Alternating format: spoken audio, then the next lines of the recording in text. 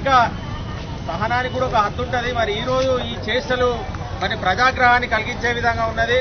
మరి ఈ రోజున పోచమ్మ మైదాన అక్రమ సంపాదన పరులు కట్టిన అక్రమ కట్టడాలు ఏదైతే ఉన్నాయో మరి షాప్ ఓపెనింగులు చేయడం ఇదంతా మరి కవ్వించే చర్యగా మేము భావిస్తున్నాం.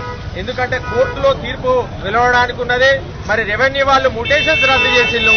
రెవెన్యూ వాళ్ళు ముటేషన్స్ రద్దు చేసినా కూడా మరి ఈ రోజున అసలు మున్సిపల్ వాళ్ళు ఎన్ఓసి ఇవ్వకుండా షాపు పెట్టడం అంటే ఇక అందరినీ అవమానించినట్టు లెక్క. ఎందుకంటే ఒక మేదరి షాపు వాళ్ళు, చెప్పుల షాపు వాళ్ళు, బెల్టుల షాపు వాళ్ళు లోను తీసుకుందామంటే ముక్కుపిండి 800 రూపాయలు 1000 రూపాయలు మరి లైసెన్స్ ఫీజు వసూలు చేసేది.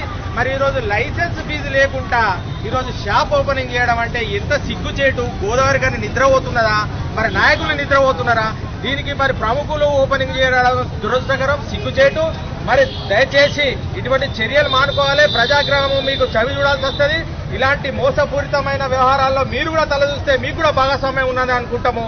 మీరు ఇటువంటి చర్యలను సమర్థిస్తూ ఓపెనింగ్లకు రావడం ఇదంతా చేయడం వల్ల మీరు ప్రజా విశ్వాసాన్ని కోల్పోయే ప్రమాదం ఉన్నది. కాబట్టి ఇటువంటి నిస్సిగ్గు చర్యలను మీరు సమర్థించద్దు. ఏదైతే మున్సిపల్కు నష్టం జరుగుతున్నదో యూనివర్సిటీ లేకుండా ఈ రోజున ఈ పోచమ్మ మైదాన కట్టడాలలో ఓపెనింగులు జరుగుతున్నాయో మరి దాన్ని తిప్పికొట్టే వరకు మా పోరాటం ఆగదు. ఏదైతే చిరు వ్యాపారులకు న్యాయం చేయాలో ఖచ్చితంగా న్యాయం చేసి పోచమ్మ అక్రమ కట్టడాలను కూల్చివేసే వరకు చివరి శ్వాస వరకు పోరాటానికి మేమంతా సిద్ధంగా ఉన్నాం.